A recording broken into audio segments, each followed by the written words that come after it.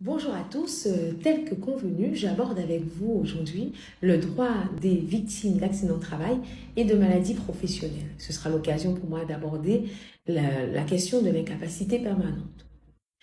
Pour aborder ce sujet, dans un premier temps, je vais vous définir ce qu'est un accident de travail et ce qu'est une maladie professionnelle. Et ensuite, on verra comment faire les démarches de déclaration et quelles sont les conséquences.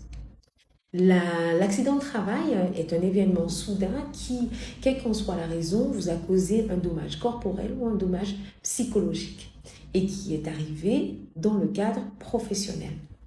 À titre d'exemple, des coupures ou des brûlures, une douleur musculaire apparue après un port de charge, des fractures survenues après une chute ou un choc, un malaise cardiaque ou un choc émotionnel consécutif à une agression commise dans l'entreprise. En ce qui concerne la maladie professionnelle, il n'existe pas vraiment de définition juridique de maladie professionnelle. On va considérer comme maladie professionnelle la maladie qui arrive suite à en fait une exposition directe du travailleur aux risques physiques, chimiques ou biologiques, ou alors qui résulte de conditions de travail dans lesquelles il exerçait son métier. Par exemple, dans un environnement bruyant, vous pouvez, après avoir travaillé longtemps dans un environnement bruyant, avoir une baisse de l'audition. Ou alors, à force de faire le même geste, avoir des gestes répétitifs, vous pouvez développer des troubles musculo-squelettiques.